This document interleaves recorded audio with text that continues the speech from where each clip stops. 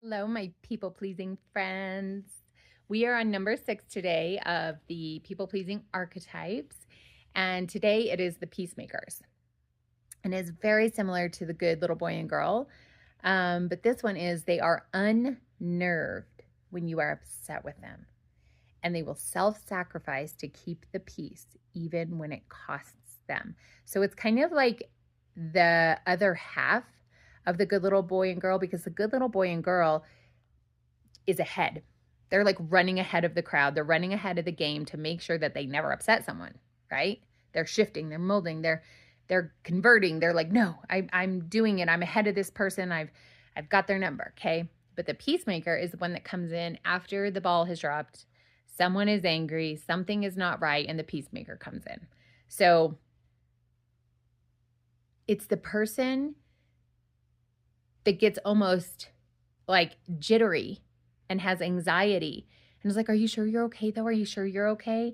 Are you, is there anything that I can do? Oh yeah, I can now take Johnny to the park 10,000 times now because you're slightly upset that I didn't do it last week.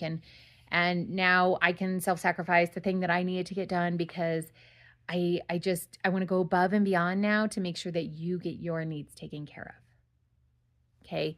It is where they will completely give up some piece of themselves, some form of what they desired, some form of something in their schedule. And it could be a tiny little shift.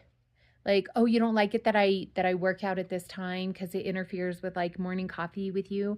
Okay, I'm going to go ahead and shift. Even though now I can't fit in my workout for the rest of the day, I'm going to go ahead and make this happen so that you can stay happy. Right?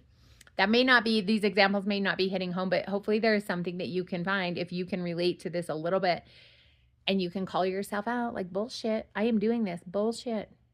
Like, I got to stop this, okay? Because I guarantee most likely, most of you watching, especially if you're a mama, you completely put your needs, desires, everything on the back burner most of the time. Okay, so this is where you need to take one thing back. Take one thing. And if it's kind of like if you've already given that thing up, take it back. If you're feeling like you're going to have to, hold your ground. Okay? And realize what that thing is so important to you and what it gives to you in order to give to everybody else, right? So like maybe it's your workout that it makes you feel so much better in your brain to be able to be so loving and caring and happy with your children and your husband. And men, it could be vice versa with your wife. Okay, we'll see you next time.